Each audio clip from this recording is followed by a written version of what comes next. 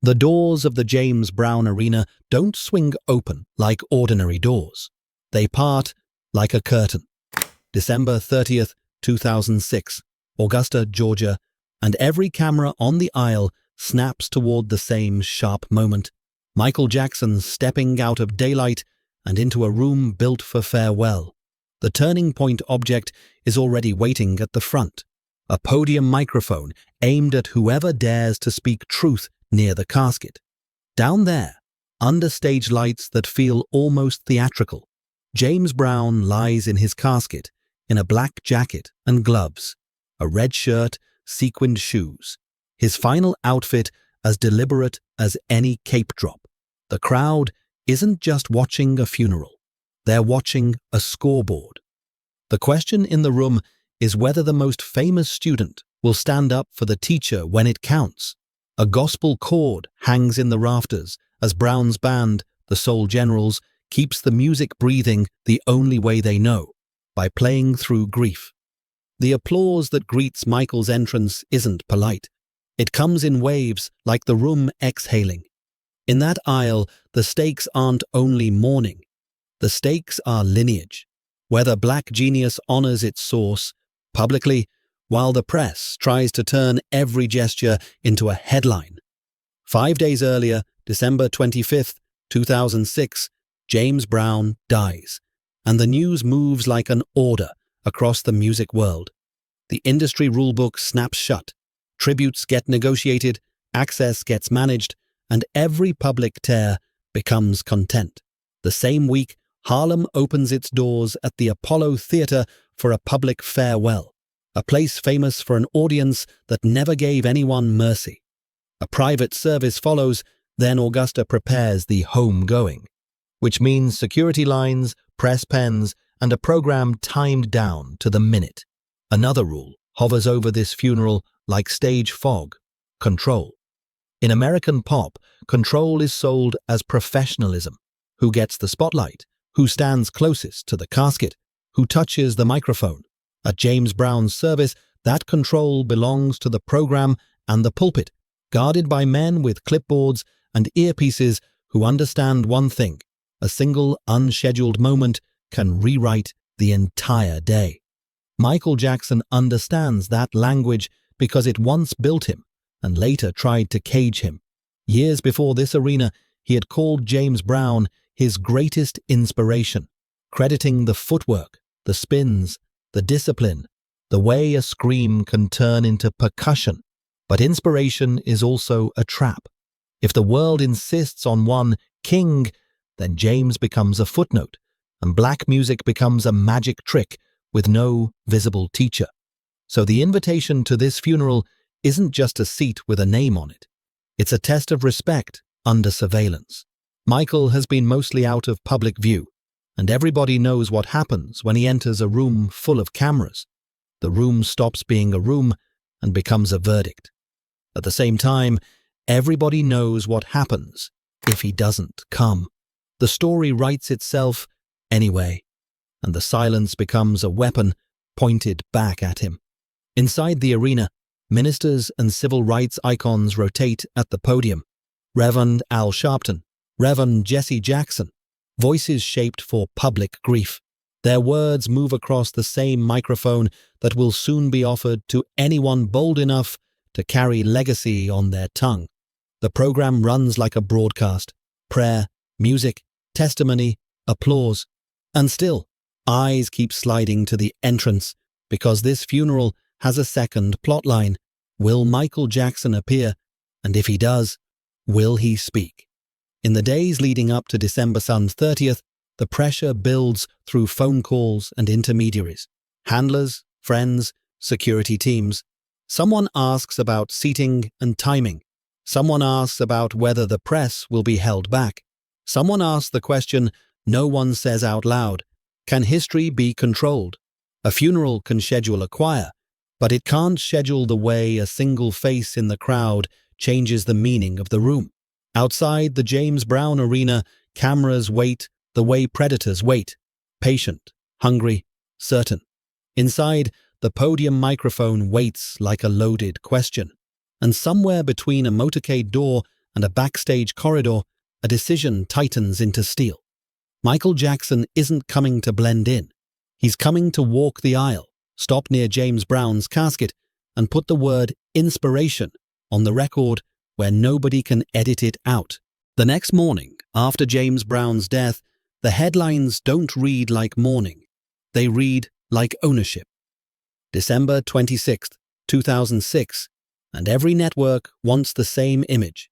The body, the crowd, the casket, the legend, packaged into a clean story. In Augusta, officials coordinate public viewings like stage managers. At the Apollo Theater in Harlem, the line stretches with people who grew up on Please, Please, Please, people who learned pride from a man who turned sweat into a sermon. The microphone at the Apollo doesn't just amplify sound, it amplifies who gets remembered correctly. Michael Jackson's name starts circling the conversation like a rumor with a heartbeat, not because he needs attention, but because everyone knows the invisible chain between them. In music history, King of Pop doesn't exist without Godfather of Soul. That isn't poetry, it's mechanics. The spins, the drops, the breathless collapses, the cape routine. Those weren't just James Brown's tricks. They were a black language of performance that later became global currency. But the same media machine that loves a crown also loves a hierarchy. It wants one king at a time. It wants James Brown as an origin story, not a living center. And it wants Michael Jackson as an isolated miracle, not a student who had teachers. The stakes sharpen. If Michael shows up and speaks, he can restore the chain in public. If he doesn't, the chain gets quietly cut and sold back as nostalgia. That week, the funeral schedule becomes a battlefield of minutes. The homegoing service in Augusta is set for Saturday, December 30th, inside the James Brown Arena. A program is printed, speakers are chosen, musicians are placed, security is arranged. And somewhere in that planning, a reality exists that nobody likes saying out loud. A surprise appearance by the most photographed man on earth can hijack the entire service. Backstage corridors and side entrances become the real map of the building. Doors that usually belong to crews now belong to security. There are radio checks, earpieces, hand signals, silent choreography, the kind of choreography James Brown would respect. A clipboard becomes a turning point object too, because clipboards decide who moves and who waits. And the question that keeps returning, like a bass line under every conversation, is simple. Will he speak? At rehearsal, the band runs through gospel-flavored arrangements with the discipline of people who know the dead are listening. A choir director counts off with a wilder raised hand, palm slicing the air like a conductor's blade. The musicians keep their eyes on cues, not on grief. Someone whispers that the press will be ruthless. Someone whispers that the family wants the focus on James, not on anybody else. Somebody else whispers the opposite, that James would have wanted the biggest spotlight possible, even at the end, because performance was his religion. Then the talk reaches the podium microphone. The same mic that will carry prayers can also carry a sentence that becomes history. The organizers understand. If Michael steps up, the microphone doesn't just record sound. It records permission. It says, yes, this relationship was real. Yes, this influence was direct. Yes, the king learned from the Godfather. In the background, another pressure presses harder. Race and respectability politics. In 2006, Michael Jackson is still a magnet for controversy, still treated by certain outlets as a spectacle before a person. The funeral of James Brown is supposed to be dignity, legacy, a civil rights adjacent moment. Some in the room worry that inviting Michael to the microphone invites chaos. Others feel the opposite. Refusing him would be the real disrespect, a denial of black musical lineage because it might look messy on TV. That tension leaks into small gestures. A security guard at the aisle glances at the press section the way a bouncer studies a problem table. A stagehand adjusts the microphone height, testing the stand with a quick tap that echoes like a warning. A camera operator checks focus, framing the podium and the casket in the same shot, because the shot itself is the story they want. On the morning of December 30th, the arena fills with a mix of church and concert energy. Ministers in suits, fans in James Brown shirts, officials who know where every camera is. The program begins, and the day moves with a calm that feels artificial, as if everyone is holding their breath. Then the first sign arrives. Not Michael yet, but the shift in security. Radios crackle. A corridor clears. A door that was open becomes guarded. A small hand gesture, 2 fingers up, then a nod, passes between men in suits. The turning point object becomes an earpiece, because the earpiece carries the news the crowd can't hear. He's close. At the podium microphone, a speaker finishes a line about James Brown's impact. Applause rises. The band hits a soft chord, and in the pause between sound and silence, the arena's attention tilts toward the entrance like a compass needle snapping north. Outside, a motorcade slows. A door opens, a flash of black fabric, sunglasses, a deliberate step. Inside, ushers prepare a path that keeps him moving, because the longer he lingers at the entrance, the more the entire service turns into a live press conference. Back near the stage, the microphone waits, the casket waits, the room waits, and the question becomes an ultimatum pressed into air. If Michael Jackson walks in, will he simply pay respects? Or will he claim the mic and remind the world, in one public sentence, who the king learned from? The aisle becomes a tunnel the moment Michael Jackson steps inside. December 30th, 2006, James Brown Arena, Augusta, and the room shifts the way a crowd shifts when a spotlight clicks on. The turning point object is the podium microphone at the front, angled slightly toward the casket, as if the building itself expects words to land there. Michael moves forward in a black suit, sunglasses on, posture controlled. Every camera finds him. Every whisper follows him like a trailing coat.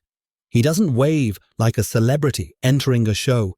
He walks like someone entering a sacred place. Near the front, he pauses within sight of James Brown's casket, the sequined shoes visible under the lights, the gloves, the deliberate elegance of a man who treated clothing like choreography. That pause is an anchor detail of its own, a silent bow without a bow. The room's applause swells, then thins, because applause at a funeral always risks becoming spectacle. Then the moment locks in. An usher or organizer leans in. A small exchange, barely visible to the stands. A nod. Michael turns toward the stage. The microphone stand is adjusted again. An inch up, a half step closer. Because height matters when history is being recorded. Michael steps to the podium microphone. The arena doesn't just quiet, it tightens. The same crowd that had been clapping now holds breath, because everyone understands the stakes in that exact posture. If he speaks, he can restore the chain of influence in public. If he fumbles, the press will eat it alive. If he stays silent, the silence will be rewritten as coldness. His voice comes out soft, not show soft, human soft. Accounts of this moment consistently describe him praising James Brown's impact, crediting him as an inspiration, words that turn the room from a funeral into a witness statement.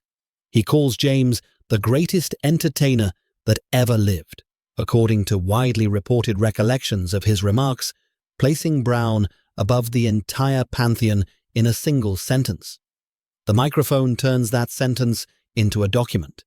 And that's the tribute that changes the temperature, because it isn't a generic, "we will miss you."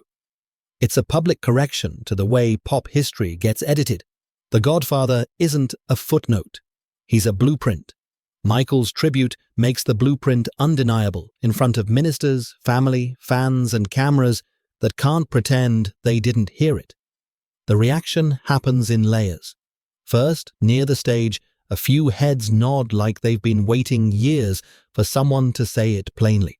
Then the applause rises, heavier now, less starstruck, and more grateful. In the stands, people clap with a kind of relief that the student honored the teacher without trying to steal the room.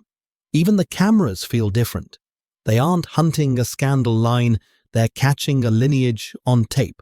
But a tribute at a podium is never just words. It's also what it forces the system to do next. The moment Michael speaks, the networks have a new lead. The press can't ignore him. Yet the words he chose, calling Brown the greatest, push the story away from Michael's myth and back to James's greatness. The microphone becomes a lever, and the lever lifts James Brown's name above the noise. When Michael steps back from the podium microphone, he doesn't linger for applause. He turns toward the casket again, a final glance that reads like a private sentence said in public. Then he moves, guided by security and ushers who now have a new job, getting him out before the arena turns into a frenzy. The service continues. Ministers return to their remarks. Gospel music returns to its chords. The band plays like they've been playing their whole lives, because they have. Yet the room is changed. A funeral can have many speeches, but only a few become cultural memory. This one sticks because it reorders the hierarchy in front of everyone. The king openly kneels, verbally, to the Godfather. The aftermath comes fast. The next morning, December 31st, 2006, coverage of the funeral emphasizes the star presence, but it can't erase the central sentence. Articles and broadcasts replay the fact that Michael attended and spoke, framing it as a significant salute to James Brown's legacy. And that replay, even when filtered through media hunger, still plants the intended message. James Brown's influence is not negotiable. The longer consequence is quieter, but deeper. In Black cultural memory, public respect matters, because the world so often tries to deny it. A televised tribute at a funeral isn't just sentiment, it's repair. It repairs the chain from Southern grit and gospel sweat to global pop spectacle. It repairs the idea that genius doesn't appear out of nowhere. It is taught, borrowed, refined, and carried. And the meaning lands like a final beat. At James Brown's casket, the most famous performer alive didn't try to outshine the dead. He used the microphone to point backward, to the source, so nobody could pretend the crown was self-made. In a world that loves to crown kings and bury teachers, that tribute did the opposite.